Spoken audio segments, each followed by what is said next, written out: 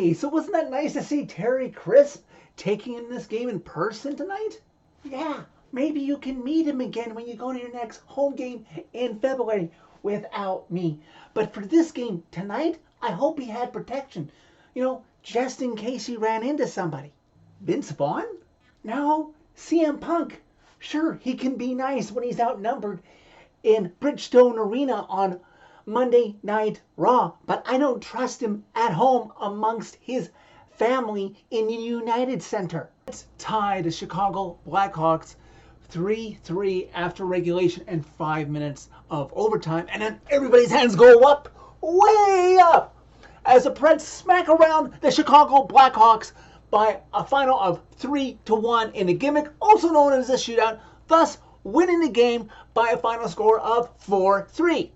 Preds score 3 second period goals. The top line scores on every opportunity they are given in the first 3 rounds of the shootout. UC Saros makes 26 saves for back-to-back wins, as the Preds have now won, amazingly after such a terrible start, 8 of their last 10 games. Well, it's been a hell of a 72 hours for a defenseman, Tyson Barrie, if you were keeping track once it was announced that he would be a healthy scratch for the New York Rangers game on Saturday. Predators general manager Barry Trotz went on the afternoon show on 102.5 The Game out of Nashville to clarify what had happened, and that only 4 people knew that Tyson Barrie had asked for a trade, wanting more playing time since, he's an upcoming UFA this coming summer. Now, if you consider just 4 people, who could those 4 people possibly be without a confirmation from each side in this issue? Well, obviously Barry Trotz knew. You got to think Andrew Burnett knew, since he was responsible for healthy scratching him. Tyson Barrie knew, and probably his agent. Barry Trotz, in the meantime, is sticking to his language that we have seen since he was hired as general manager, and especially when he bought out Matt Duchene and traded away but retained salary on Ryan Johansson. He wants people who want to win in Nashville. He doesn't want people who come here just to retire and possibly take games off now and then. I support this issue on Barry Trotz's behalf. He has not done us wrong so far, so I hope he keeps this up and sticks to this and is consistent with any player on the roster concerning this. So, after being scratched against the Rangers and the Sabres on the weekend, Tyson Barrie was back in the lineup against the Blackhawks with the interesting structure of 11 forwards and 7 defensemen. Also, interesting note, Barry Trotz had mentioned that the analytics department for the Preds mentioned that the win over the Sabres was the first game all season that UC Saros had stolen by himself for the Preds. So that's interesting to know, considering that he already has a shutout this season. Preds playing in Chicago for the first time this season, and playing the Blackhawks for the first time since they beat them, that set them on the current 7-2 run that they're on. Preds and Blackhawks trading chances early, including Ryan Donato, who rings one off of Saros' right post where he has to go thank you afterwards for bailing him out and not putting the Preds behind the 8 ball early. Preds under some duress from the Blackhawks just shy of the 6-minute mark into the first period. And here comes Nick Foligno in with a puck, and he gets the puck to rise. It hits UC Saros in the mask somehow. He can't get his glove on it, and it bounces back off his back in the net. And just like that, 6 minutes in, just shy of, the Blackhawks have a 1-0 lead in this game. We reached the halfway point of the first period. Preds outshooting the Blackhawks by this point, but with the lead and the chances that they're getting, it seems like the Blackhawks are the better team at this point. They're lower in the standings than the Preds. They're much looser. They know that pretty much they're guaranteed to be a draft lottery team come the offseason, so they can take a lot more chances than the Preds can. Just under 8 minutes left to go in the first period. A good progression, chances with Forsberg, O'Reilly, and then Roman Josi. All 3 of those guys come close to trying to tie this game up, but Soderblom in net for the Blackhawks keeps it out and keeps the Blackhawks in the lead. Last quarter of the game approaches. Preds would try to muster up some shots, nothing sustainable or too many dangerous scoring chances. Impressively, these two teams played almost the last 5 minutes of the first period without a whistle. It just flew by. And the horn sounds for the intermission. Preds outshoot the Blackhawks 10-6 and trail them 1-0. Early in the second period, former Pred Seth Jones defends well as Ryan O'Reilly tries to spark a 2-on-1 to get the Preds back into this one. Just over a minute later after that early opportunity, Luke Schenn pinches in a little bit too much, because of course he does, leading for the Blackhawks to get a 2-on-1 going the other way, resulting in Ryan McDonough blocking it well the pass and keeping it only a 1-goal game. But the Preds Nation would not have to wait too much longer for a response from this team against their biggest rival in the division right now. Just over 2 minutes into the second period, Tyson Barrie, yes, the same man who just happened to be in specifically Barry Trotz's doghouse right now, knowing that he has to raise his trade value if he wants to get shipped out of Nashville to get more playing time. Well, he gets the puck. He's an eager beaver, and he gets a shot on net. And Luke Evangelista corrals the puck and tucks it home past Soderblom, and this game all of a sudden is tied at 1. Oh, but don't you sit down, Preds Nation, because just about 30 seconds later, Preds in transition through the neutral zone, and here comes Colton Sissons with a Blackhawk draped on him, power moving towards the Blackhawks net as he creates a rebound, and the loose puck comes to Mark Janikowski, who puts it in the Blackhawks net past Soderblom, and the Preds have their first lead of the game up 2-1. But once again, don't sit down, Preds Nation, because 30 seconds later, it's the Blackhawks' turn to be in transition. And Dickinson, with a screen by Fabro, maybe Saul should have had it, but maybe he didn't see exactly how it was approaching him, with Dante Fabro standing right in front of him. Dickinson takes a shot, it beats Saros, and then all of a sudden we're brought back up at 2. Just over 2 minutes after the Blackhawks tied the game at 2, don't mind the alliteration, Blackhawks in transition again into the Preds zone. Everybody seems to be taking in their man, so I'm not worried. Oh my God, who's that skating right down Main Street towards the crease? It's Nick Foligno, and he takes the pass off a one-time, taps it home to give the Blackhawks the lead 3-2. Oh, goody. Yes, let me see the replay. Let me make sure on Preds Twitter before I blame the wrong person. Who was the one that didn't cover it? Yes, of course it was Tyson Barrie.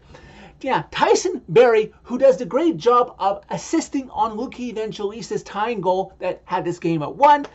He didn't tie up Foligno, lets him skate right on in. Why don't you let him buy a house and set up real estate, Barrie? Come on. And the Blackhawks lead this game 3-2. Is that how it's going to be, Tyson? You give a little and help on offense, and in this exact same game, you take a little and not do your job on the back check, so I can't be too mad at you or too happy? After 4 goals in a matter of 3 minutes and 10 seconds, things seem to settle down in the second period. After the Blackhawks later on, over halfway through the second period, failed to score on a power play provided by a Philip Tomasino hook on Cole Gutman, well, it's the Preds' turn on the power play thanks to Tenority tripping call. 30-something seconds into the power play, Forsberg has the puck just above the left face-off dot to Soderblom's left, and he gets a shot on net, creating a rebound, and he may be a left-handed shot, but that doesn't matter because guess who sees the rebound come out? It's a man who is being called the Factor as of late, and he's in the Windy City, so he says, what should I do here? I know exactly what I should do here. I go in and I get the puck backhand, no problem. Ryan O'Reilly has tied this game at 3. And it does seem so through 25 games this season that Ryan O'Reilly has come to Nashville to win, not to retire. Under 2 minutes left to go now. Great chance by Kurashev for the Blackhawks and then Josi for the Preds, both denied by their respective goalies. The final seconds tick down in the second period. Preds outshoot the Blackhawks 14-11 in that period, but these two teams remain tied at 3. Well, 20 minutes left to go in regulation. The heat is on now. 20 minutes away from where one of these teams could very easily walk off the victory. Preds taking their time, not desperate, waiting for the Blackhawks to make a mistake. Perhaps an unsung hero for the Preds can put ahead the go-ahead goal past Soderblom. Preds under some serious duress just about 6 minutes into the third period as the Blackhawks faithful inside the United Center comes back to life to try and usher the home team to a victory.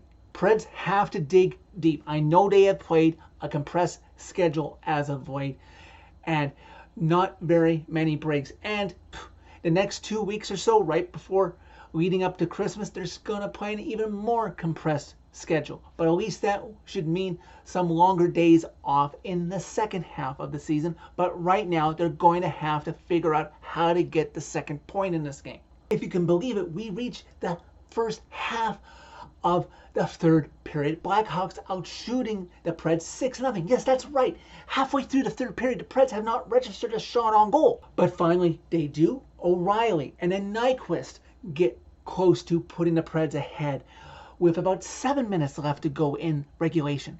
With about 6.5 left to go in regulation. First, a referee falls, then a linesman, but play continues on as Gutman gets it to Radish, and he gets a great chance to put the Blackhawks ahead, but it's put wide by Saros. Crucial penalty with about 5 minutes left to go in regulation as Phil Forsberg gets called for holding Jason Dickinson of the Blackhawks. Was it a penalty? Yes. Was it embellishment by Dickinson? Also yes.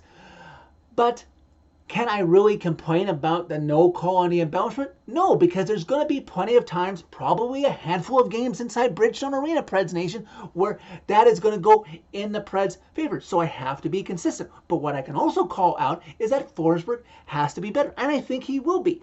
He has to keep better control in that situation, not to make the referee call it, because he's going to call it every time he sees it, especially in a close game like that. The Preds' defensive players are applied with pressure, but they come to Phil Forsberg's aid.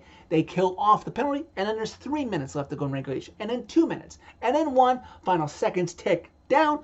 Blackhawks outshoot the Preds 9-5. Somehow they were able to manage 5 shots. Final horn sounds of regulation. We're tied at 3, going to overtime. After a really uneventful overtime where the Blackhawks outshot the Preds 2-1, meaning that this game will go to the shootout, the Preds' first shootout of the season. The Blackhawks elect to let the Preds shoot first. And first of all, it's Gustav Nyquist who goes in ever so carefully and waits and scores stick side past Soderblom, giving the Preds a 1-0 lead in the shootout. And I'm almost afraid to look. It's Connor Bedard, something I'm going to be seeing a lot through the next 20 seasons, I'm guessing, as he plays for the Blackhawks and faces off against the Preds. Oh, look, Connor Bedard goes in and goes over Saros' glove side to tie this game at 1. Well, at least tonight he can only go once in the shootout unless we actually go 18 rounds. And then it's the Factor's turn once again to try to give the Preds a lead in this game. Ryan O'Reilly skates in on Soderblom and waits and goes backhand at the last moment, beats Soderblom, giving the Preds a 2-1 lead in the shootout. Tyler Johnson fails to score for the Blackhawks to tie the shootout up at 2, meaning that Phil Forsberg, if he scores here, this game will be over. Phil Forsberg uses more speed than Nyquist or Ryan O'Reilly did on their shootout attempt. Skates in, fakes out Soderblom like he's going to go forehand, goes backhand. Instead, it's in the net. The Preds walk off this one. The Blackhawks will not get another chance at the shootout.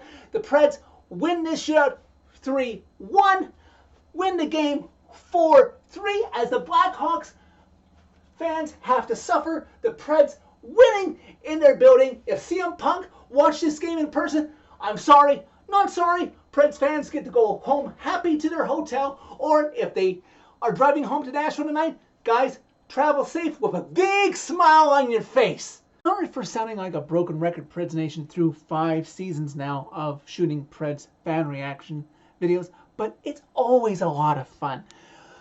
watching the Preds beat the Blackhawks inside Bridgestone Arena, and perhaps just as much inside the United Center. Man alive, I wish I'd been doing these reaction videos up to 2017 or even before that. At the end of this season, I should start tracking the Preds' record in Bridgestone Arena or in opposing buildings through 5 seasons of doing this. As mentioned, the Preds are moving in an upward trajectory, having won 8 of their last 10 games. They now make a quick stop home on Thursday against Tampa before going to a 2-game road trip back-to-back in Canada before coming back home again. Amazingly, this team has played a compressed schedule, and starting Thursday, they will play a compressed schedule again, 4 games in 6 days. They gotta be near the top of the league, right, in total games played, or if not, they certainly will be come Tuesday. Keep bonding, Preds players and Preds Nation, for that matter, brothers and sisters. Hopefully this team will keep doing the little things right, making this team a lot of fun to watch. Hopefully the bounces keep going more their way than against them by the time we get to Christmas. So that is it for this video. Thank you very much for watching. As always, click a like if you like this video. Click subscribe if you really like it. You can find my social media as always by clicking on the channel name. Thanks to everyone who has helped me reach now 300 subscribers. Tell all your friends about Redemption as we move onwards and upwards to 400. And I am very happy to see that Nyquist, O'Reilly, and Forsberg, they're here because they want to win.